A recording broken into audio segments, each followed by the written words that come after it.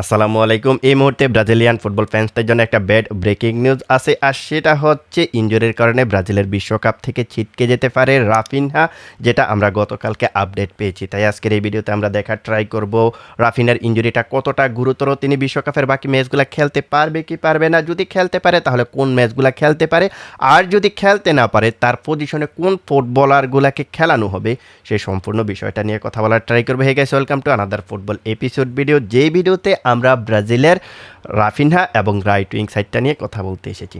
তো first of all আমরা যদি ইনজুরির কথা বলি তাহলে দেখতে পারবো যে রাফিনহা লাস্ট ম্যাচে হাইতির এগেনস্টে খেলতে নেমে তিনি ম্যাচের 40 মিনিটে একটা ইনজুরি নিয়ে মাঠ ছেড়েছিলেন, আর ওই মোমেন্টে আমি কিন্তু বলেছিলাম তার একটা হ্যামস্ট্রিংয়ের ইনজুরি হইতে পারে, এবং তার যেই মেডিকেল টেস্ট, সেই মেডিকেল টেস্টের পরে আমরা আপডেটটা পেয়ে যাব তার ইনজুরিটা কতটা গুরুতর। তো গতকালকেই কিন্তু আমরা আপডেটটা পেয়ে গেছি। গতকালকের আপডেট অনুযায়ী বলা হচ্ছে যে রাফিনহা যে ইনজুরিটা পিক করেছে সেটা হচ্ছে মার্সেলসের একটা ইনজুরি, যেটা একটা হ্যামস্ট্রিংয়ের ইনজুরি আর কি। সো তার যেই পেশি রয়েছে ওই পেশিতে একটা ইনজুরি ধরা পড়েছে, ওই ইনজুরির কারণে অন্তত পক্ষে 2 ম্যাচ তিনি খেলতে পারবে না, অন্তত পক্ষে, মানে কম পক্ষে হলেও 2 ম্যাচ। এখন কোন 2 ম্যাচ? ব্রাজিলের স্কটল্যান্ডের এগেনস্টে যে ম্যাচটা রয়েছে ওই ম্যাচটা, আর ব্রাজিলের রাউন্ড অফ 32 যেই নকআউট পর্বের ম্যাচটা রয়েছে, ওই 2টা ম্যাচ নিশ্চিতভাবে তিনি খেলতে পারবে না। তবে তিনি কবে মাঠে ফিরতে পারে এটা নিয়ে ব্রাজিল ফুটবল ফেডারেশন এখনও আমাদেরকে কোনো ক্লিয়ার কাট কিছু বলে নাই।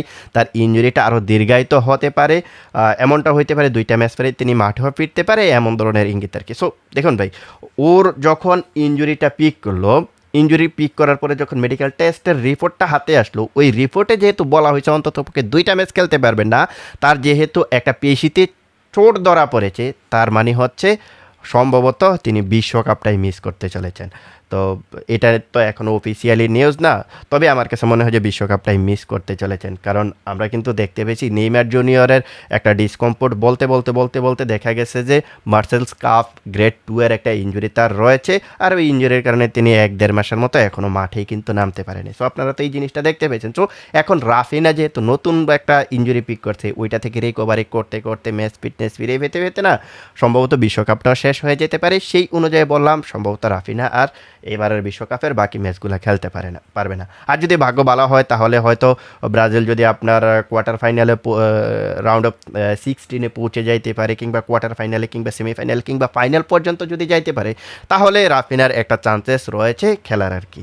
তো ধরুন সেমিফাইনাল এবং ফাইনাল পর্যন্ত যদি ব্রাজিল যাইতে পারে, তারপরে হয়তোবা তিনি ম্যাচ খেলার জন্য ফিট হয়ে যেতে পারেন। এটা হচ্ছে আপডেট। এখন কথা হচ্ছে যদি তিনি সামনে 2টা ম্যাচটা তো খেলবেনই না, যদি তিনি সামনে 2টা ম্যাচ না খেলেন এবং যদি বিশ্বকাপের বাকি ম্যাচগুলো যদি খেলতে না পারেন, তাহলে ব্রাজিলের ওই রাইট সাইডটাতে কে খেলবে? এই মুহূর্তে যে আপডেটগুলো পাইতেছি ওইখানে নাকি সবচাইতে বেশি প্রায়োরিটি পেতেছে রায়হান এবং লুইস হেনরিক, এই 2টা ফুটবলার। এই 2টা ফুটবলারের মাঝে রায়ানের সম্ভাবনাটাকে নাকি সবচাইতে বেশি, যেমনটা ব্রাজিল কোচ কার্লো আনচেলত্তি গত ম্যাচটাতে রাফিনা যখন ইনজুরি পিক করেছিলেন, ওই ইনজুরি পিক করার ফলে আমরা কিন্তু দেখতে পাইছি যে রায়ানকে নামায় দেওয়া হয়েছে। সো সেই অনুযায়ী সামনের ম্যাচগুলোতেও হয়তো বা রায়ান স্টার্টিং 11-এ আসতে পারে, আর লুইস হেনরিক হয়তো সাবস্টিটিউট হিসেবে খেলবে। এই জায়গাটাতে লুইস হেনরিক কিন্তু রায়ানের চাইতে বেশি ম্যাচ খেলার সুযোগ পেয়েছে ব্রাজিলের হয়ে।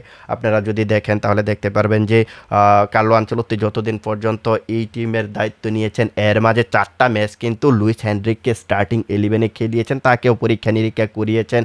তারপর হচ্ছে গত ম্যাচটাতে যখন রায়ানকে নামানো হয়েছে তাকেও দিয়ে একটা এক্সপেরিমেন্ট হয়ে গেছে। ওই এক্সপেরিমেন্টের যে ফলাফলগুলা, এই ফলাফলগুলো একত্রিত করার পরে নাকি রায়ানের সম্ভাবনাটা সবচেয়ে বেশি দেখতে পাইতেছে। তখন এমন ধরনের নিউজ কিন্তু আমি গ্লোবো স্পোর্টসে দেখেছিলাম, এই ESPN ব্রাজিলেও কিন্তু এমন ধরনের কিছুটা ইঙ্গিত পাইছি যে রায়ানের খেলার সম্ভাবনাটা সবচাইতে বেশি রয়েছে। আবার রায়ানকে চুজ করার রিজন হচ্ছে রায়ান নাকি লুইস হেনরিকের চাইতেও ডিফেন্সে বেশি কন্ট্রিবিউশন করতে পারে, অর্থাৎ ট্র্যাক ব্যাক করে একটা ডিফেন্স করতে পারে, এটা নাকি তার একটা প্লাস পয়েন্ট। সেই সাথে তার তো আপনার 1-1-এ বল বের করা, তারপর হচ্ছে চান্সেস ক্রিয়েট করা, এগুলো তো আছেই। তো এই জায়গাটাতে নাকি লুইস হেনরিককে হারিয়ে দিয়েছে আপনার রায়ান। সো রায়হানের সবচাইতে বড় যে প্লাস পয়েন্টটা ছিল সেটা হচ্ছে ওই ডিফেন্সে কন্ট্রিবিউশন করা।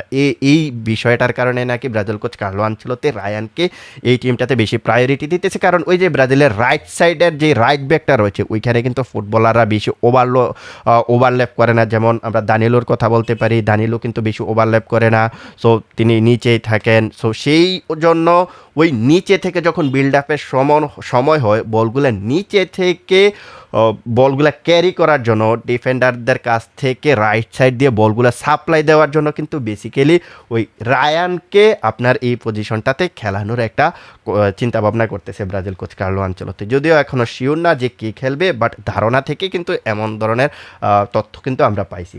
সো এই জায়গাটাতে অ্যান্ড্রিকের সম্ভাবনা খুবই কম। অ্যান্ড্রিক কিন্তু আমরা দেখতে পাইছি যে অলিম্পিক লিওনে তিনি রাইট সাইড থেকে শুরু করতে, তারপর কাট ব্যাক করে ভিতরে ঢুকতেন, ওইখান থেকে আউটসাইড অফ দ্য বক্স কিংবা ইনসাইড অফ দ্য বক্স থেকে শ্যুট নিতেন কিংবা অ্যাসিস্ট করতেন। এমন ধরনের ক্রিয়েটিভিটি আমরা তার কাছ থেকে অলিম্পিক লিওনে দেখেছি, বাট তাকে রাইট উইঙ্গার হিসেবে শুরু করাবে না।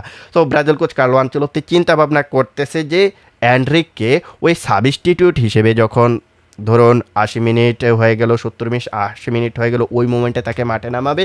আর ওই মোমেন্টে কাউন্টার অ্যাটাক দিয়ে, এন্ড্রি কিন্তু কাউন্টার অ্যাটাকে খুবই পারদর্শী, সো ওই মোমেন্টে কিন্তু তাকে কাজে লাগাবে কাউন্টার অ্যাটাকের জন্য।